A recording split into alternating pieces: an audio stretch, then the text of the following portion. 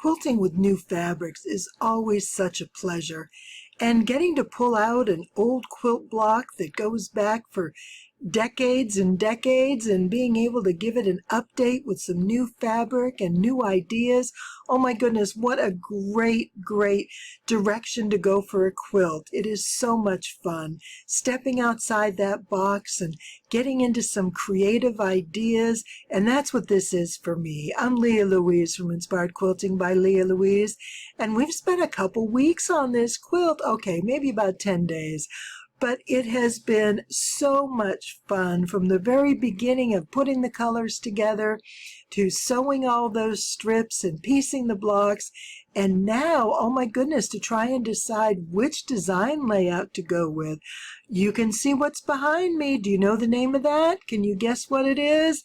It is a fun pattern, but I have about half a dozen different design layouts to share with you. Plus, there's also a downloadable tutorial pattern page that you can get. It'll be down in the description, and it has a layout of the quilt block, the basic log cabin, and it also has a layout of this particular design. And I'm not going to give you the name. You got to watch and see what it is if you haven't figured it out already. There's also a section in here going over some chain stitching.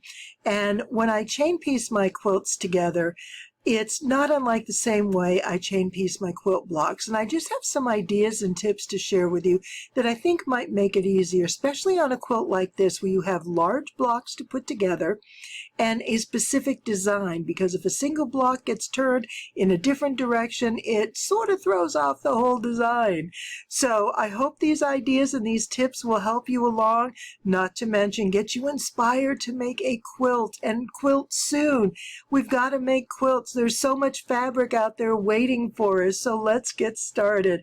Oh, and please, if you enjoyed the video, give me a thumbs up and subscribe if you haven't already. I'd love to share more quilts with you. It's my pleasure to have you here today, and I'm excited to share some quilting ideas. So let's get started. I'm ready to quilt. When you take on a log cabin block, the first thing you think about is how you're going to create your block and how big the strips will be and how they're going to lay, whether it'll be equal, unequal. I mean, there are some that come out curved. There's so many different variations. And then once you get the block done, you have to figure out what design will you use? What layout are you going to use to put all your blocks together? Well, since my blocks are 13 inches square, putting them out on a table and laying them out is not easy. So I'm using some half square triangles. And a half square triangle will give us, pretty much the same effect as a log cabin done in the light and dark. Now, the log cabin block with the light and dark is generally called sunshine and shadow. That's that particular layout, which is one of the most common because you get such a great contrast and you can do so much with that. Before looking at design layouts, let's talk about chain piecing and putting it all together. What I want to show you is a way to do the chain stitching and keep everything in a predetermined order. So you've laid this out the way you want it. You want to sew it together and keep them in the same order, but how do you go from where this is set up on the table to take it to the sewing machine in order to feed it through and not have things get mixed up, turned around, slipped, flipped, whatever may happen. So I'm going to show you what I do, and it took me a while to figure this out, and it works really well. Now, I'm showing you on this particular block of 25 squares, but this is no different than how I put a final quilt together. So each of these could be one of my quilt blocks, and I have 25 of them. This is exactly the same way that I do the chain stitching for my quilt assembly. So whether you're doing a block like this or the entire quilt, this is a method that works great for me. First thing is I put a pin up on this block right here. That's going to be my upper corner. And I put the pin there so if I set things down, get things turned around, I always know which one is on top.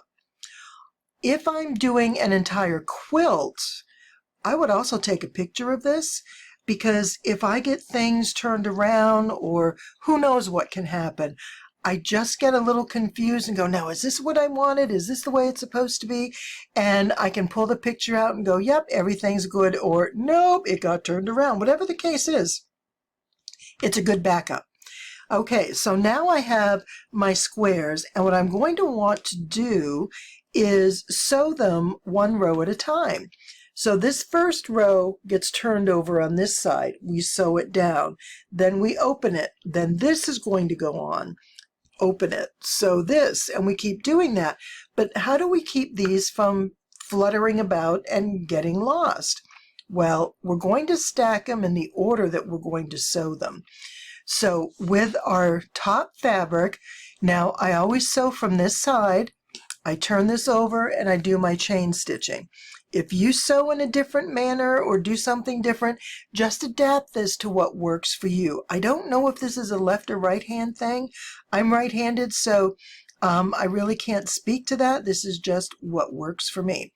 So I'm going to take each of these, and each row I'm stacking it on top, so that when I get over here, this is the top that's from this side, and the bottom block is at the underside. I do the same thing, and I'm going to do this all the way across, and I'm going to do this with all 5 rows.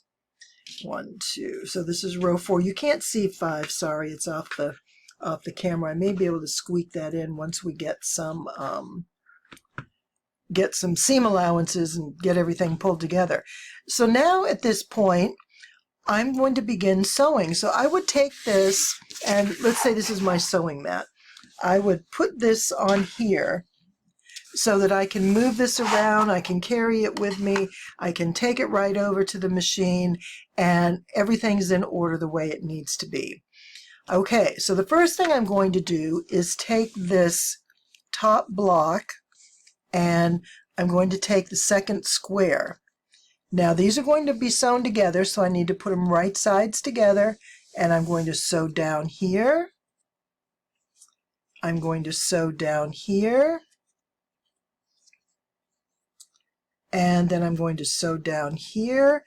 But let's say I get distracted and I come back and it's like, oh my goodness, where was I pulling this from? Yeah, this is row 3 and that's row 3, and you probably will get an idea. But let me show you the second backup that I do. And this happens simply because sometimes I'll be sewing along and I'll go, you know, I think I like that color better, and then I'll end up with different whatever, and anything can happen. So in order to keep myself straight and know where I'm going and what I'm doing, I use a spool of thread. So I always put the thread on the top where the next one is I need to sew. So I'm going to do this one. All right, so I'm going to sew that. I'm going to take my thread, put it on the next one. That's where I need to sew next. I'm going to put this block right here. I'll sew that. Now I'm ready for this. I'm going to put my spool on the next pile. I'm going to come through, sew here, and I just keep doing that. And it works great as a way to keep me on track so I know exactly what I'm doing. So let me go ahead and get this row finished. I want to show you how it looks, and then we're going to take it to the next step. The first row is sewn together, and I have 1 and 2, and notice I've got my pin that always goes to that top corner, and whatever works for you, put it wherever it's going to best remind you where it should be. Okay, and I really do have a 5th one down here. We just can't see it on the screen. So I'm going to pick this up, and I'm going to set this down. I'll sew here. I'll pick this up, put it here, and I'll bring this down and sew this one. And so I will just continue this until all of these are finished, and then my block is complete.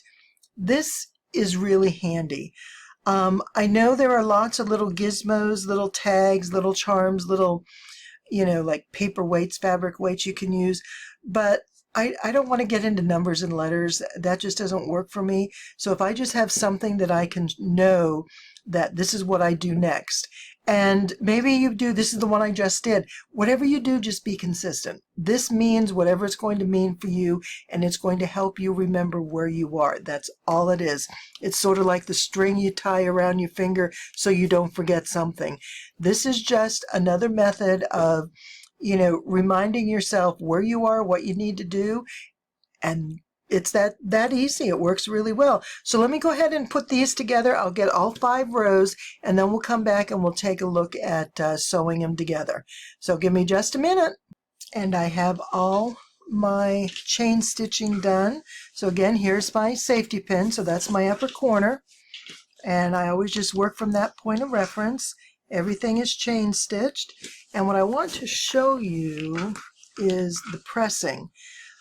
We will want to nest these seams, because whether you're making a quilt block or putting your final quilt together, these seams are going to be important, and they're going to be noticed on your quilt. And the closer they are to being on point and nested well, just the better finish you'll get on the quilt or the quilt block. So what I've done is all these are pressed in opposite directions. Each row is opposite from the one next to it. That way, when I go to pick these 2 up, the seams are going in the opposite direction, which is going to make it much easier to sew when they're already pressed. And all I do is I get my thumb and finger and I just sort of tuck it in there and make sure that it's on the spot where I need it. And then I'm going to go ahead and add a pin. When I'm adding a pin, I just bring this down on the side I'm coming from with the needle. So I'll be sewing this direction. I want to put a pin down. Let me hold this up a little closer here. I'm going to be sewing from this direction. I want to put a pin down on this seam allowance because that needs to stay down, and I'm going to be sewing against it so that pin will hold it in place.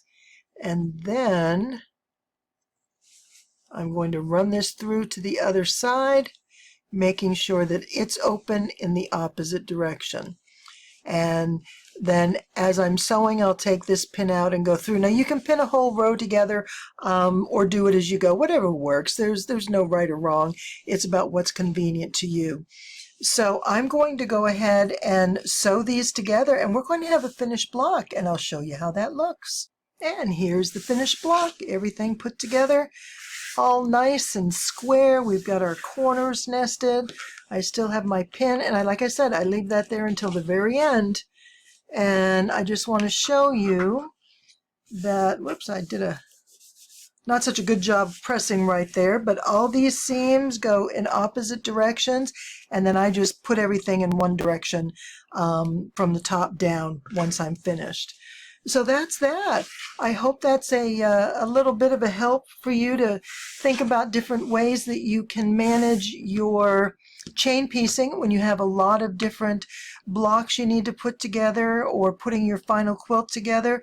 It's just kind of an easy way to keep yourself on track and not get confused between the various steps and the various fabrics that you're using.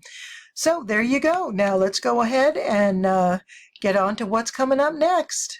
What I do want to show you are some other design layouts. Let me show you one of the designs that I'm sure you'll recognize.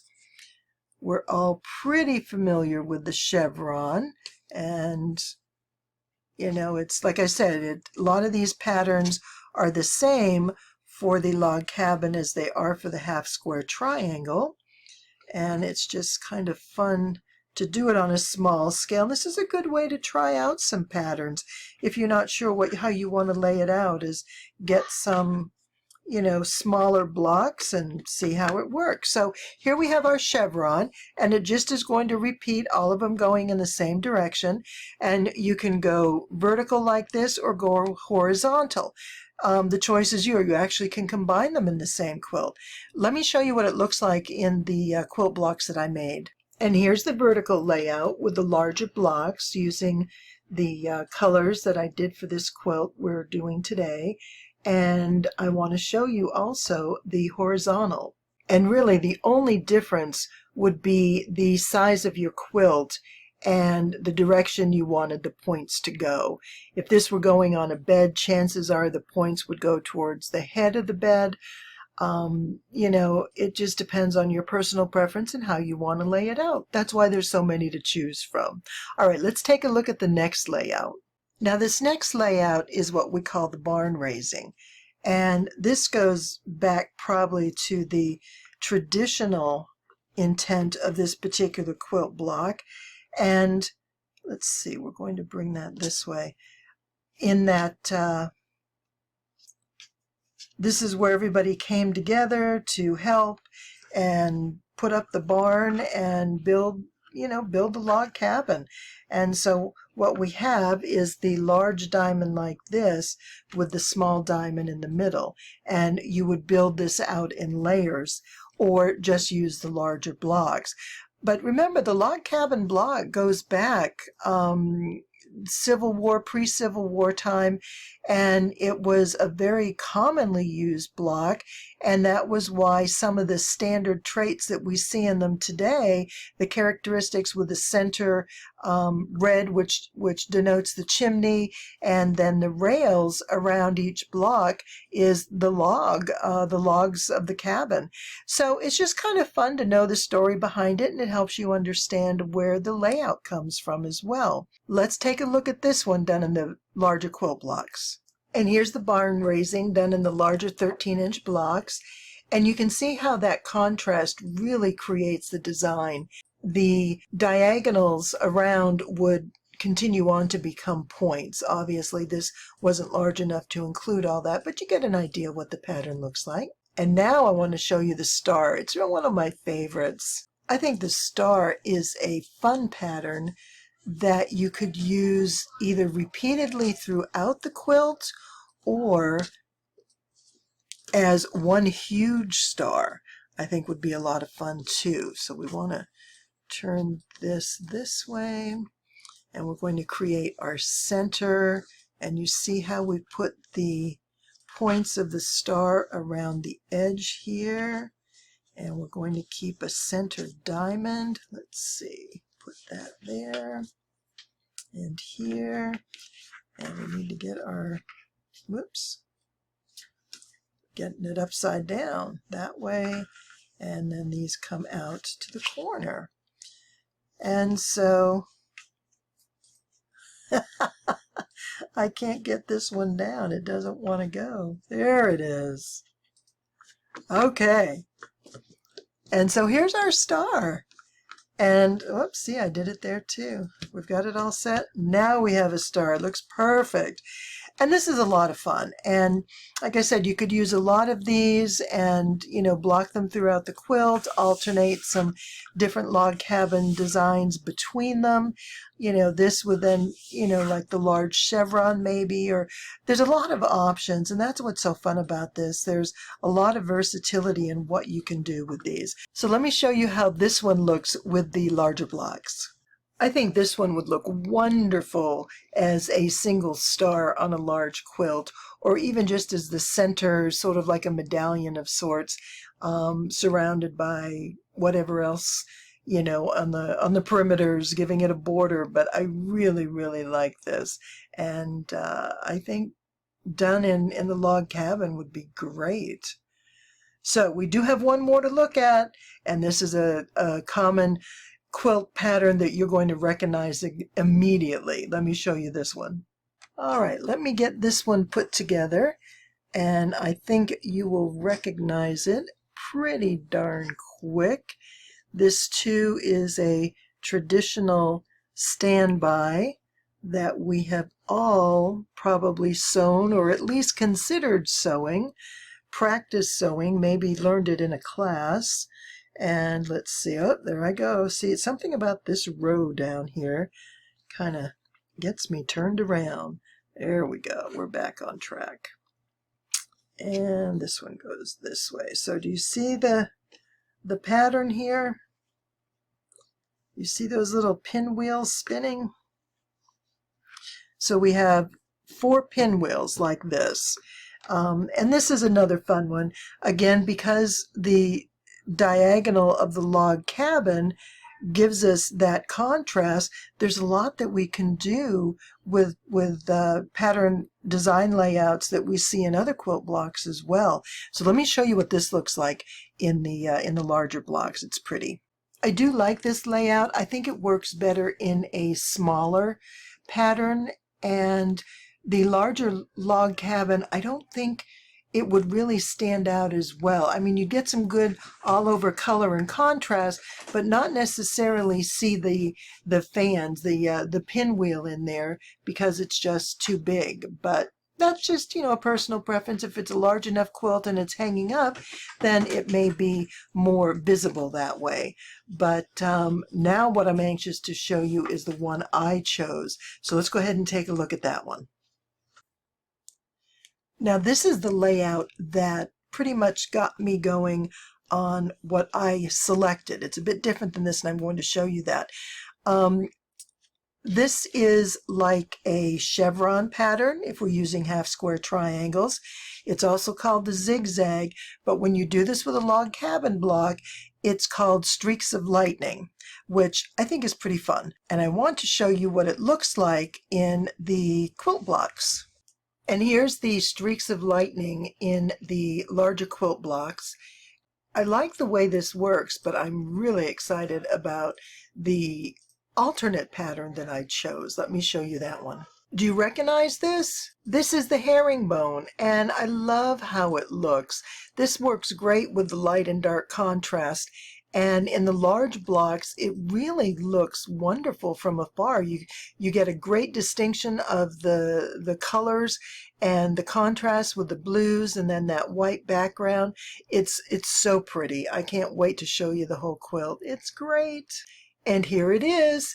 Now the color is a little off. The sun is shining so bright outside, and that's where I took the picture, and it got a little bit overwhelmed with sunshine, but that's okay. The colors are still there. It's beautiful. The design is distinctive. You can make it out, and it's just a really fun pattern. It's a great all-over pattern, and I'm excited to get this quilted and see how it finishes out.